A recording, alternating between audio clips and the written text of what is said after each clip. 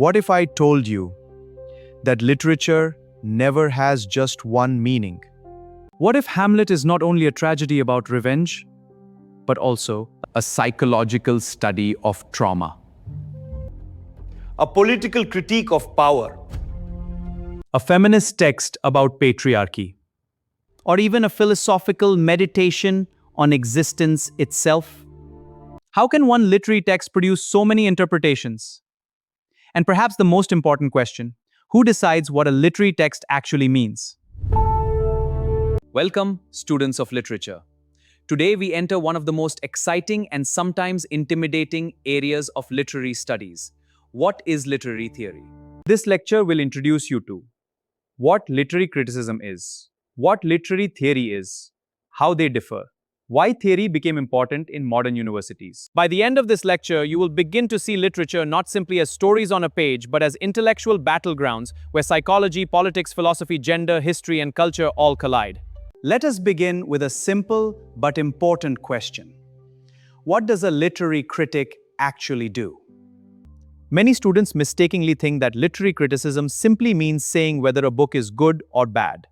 But literary criticism is much deeper than evaluation. A literary critic is someone who interprets literature.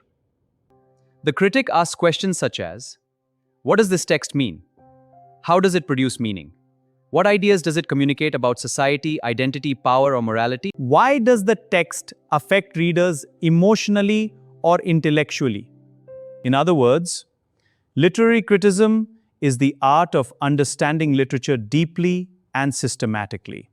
A critic does not merely summarize a novel. A critic investigates symbolism, themes, language, imagery, ideology, character psychology, historical context, and cultural significance. The literary critic seeks not only to understand what the author intended, but also what the text itself becomes capable of meaning in different societies and different historical moments. And this is crucial.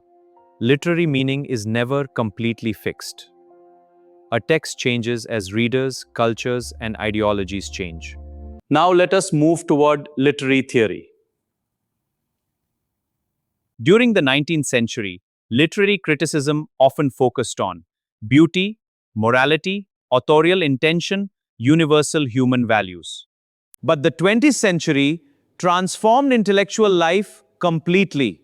The world experienced industrialization, world wars, colonial collapse, psychoanalysis, Marxism, feminism, existential philosophy, and post-structuralism. Suddenly, literature was no longer viewed as isolated art.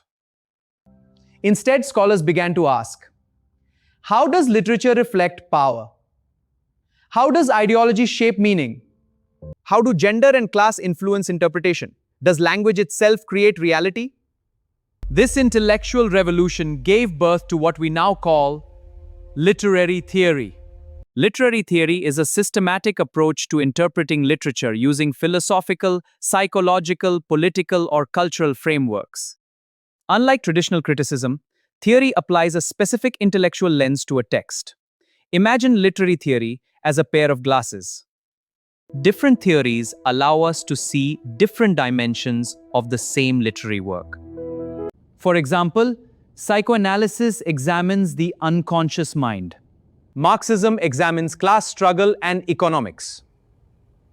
Feminism examines patriarchy and gender. Queer theory examines sexuality and identity. Postcolonial theory examines empire and colonial power. Each theory asks different questions.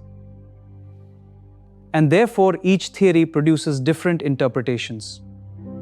Literary criticism versus literary theory. This distinction is extremely important for literature students. Let us simplify it. Traditional literary criticism usually asks, what does this literary text mean? It tends to focus broadly on themes, style, character, symbolism, and artistic beauty. Literary theory asks, how does a particular intellectual system explain this text? Theory is more systematic and specialized. It imposes a conceptual framework upon literature. For example, a psychoanalytic critic reading For Whom the Bell Tolls might use the theories of Sigmund Freud to analyze trauma, repression, or unconscious fear in the protagonists. A Marxist critic might instead focus on war, ideology, and political power. The same text, different lenses. different meanings. Why did literary theory dominate universities during the 20th century? Several reasons explain this. First, the influence of philosophy. European thinkers challenged traditional assumptions about truth and meaning. Thinkers associated with post-structuralism argued that meaning is unstable and constantly shifting. Second, the influence of psychoanalysis.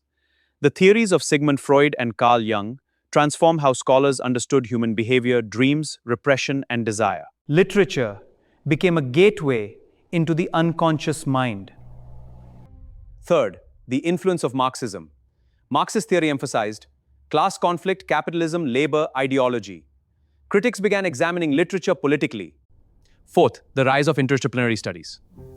Universities increasingly encourage connections between literature and psychology, sociology, philosophy, linguistics, history, cultural studies. Literature was no longer isolated from other fields of knowledge.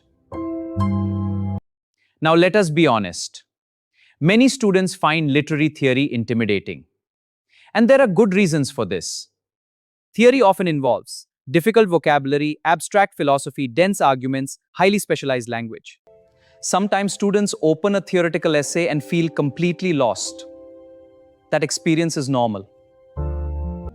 Theory requires patience. You must reread difficult passages, learn terminology, gradually train yourself to think conceptually. But once you begin understanding theory, literature opens in astonishing ways. Texts become multidimensional. You stop merely reading stories. You begin analyzing systems of meaning. No literary work demonstrates the power of literary theory better than Hamlet by William Shakespeare. Hamlet is perhaps the most analyzed literary text in the English language, because the play is extraordinarily rich and ambiguous. It contains philosophy, politics, madness, grief, revenge, gender conflict, existential anxiety, and psychological complexity. The literary critic Harold Bloom famously called Hamlet a poem unlimited. And honestly, that phrase captures the play perfectly.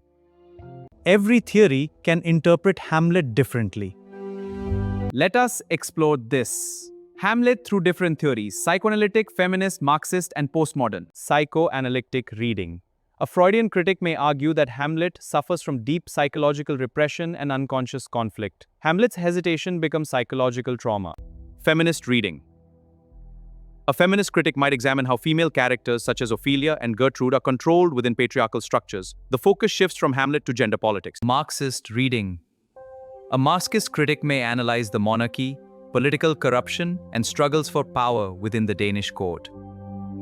Queer theory. A queer theorist may examine gender performance, male intimacy, or non-traditional identities within the play. New historicism. A historicist critic may study how Renaissance politics and religious anxieties shaped Shakespeare's world. Notice something extraordinary. The text itself has not changed. Only the interpretive lens has changed. And yet entirely new meanings emerge. This is the power of literary theory. Is literary theory better than literary criticism? This debate continues even today. Some scholars argue that literary theory is simply advanced literary criticism. Others argue that theory is more rigorous, systematic, and intellectually sophisticated. Meanwhile, some critics reject theory altogether and believe literature should simply be enjoyed aesthetically without excessive theoretical complexity. This debate remains unresolved. But perhaps that is the beauty of literary studies.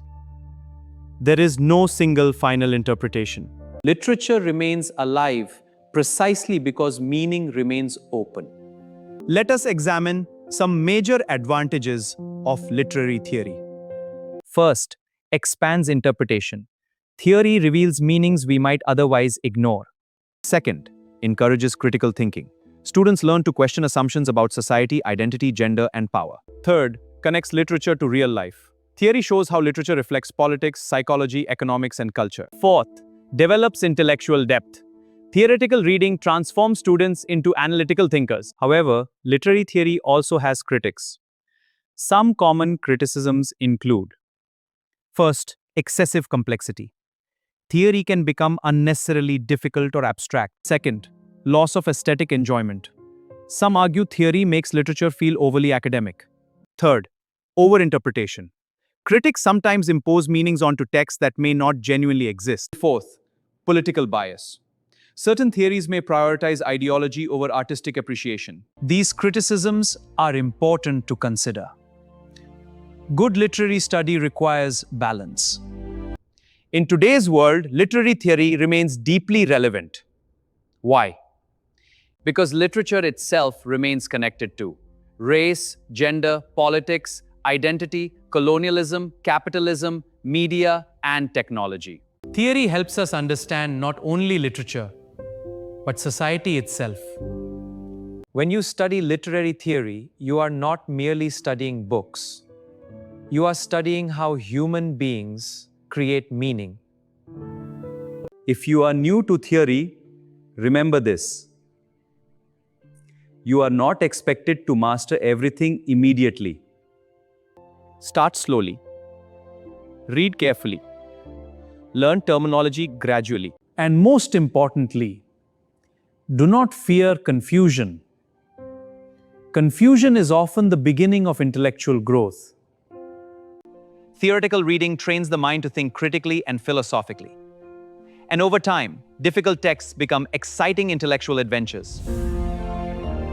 So, students, literary criticism teaches us how to interpret literature. Literary theory teaches us how interpretation itself works. It reveals that no text exists in isolation. Every literary work interacts with psychology, politics, history, gender, ideology, and culture. And perhaps the greatest lesson literary theory teaches us is this: literature is not passive. It challenges us, provokes us, transforms us, and forces us to rethink the world around us. If you enjoyed this lecture, don't forget to like, share, and subscribe for more lectures on literary theory, Shakespeare, modernism, postcolonialism, feminism, psychoanalysis, English literature. And in the comments section, tell me, which literary theory fascinates you the most? Marxism, psychoanalysis, feminism, or postcolonialism? Until next time, keep reading deeply and keep questioning meaning.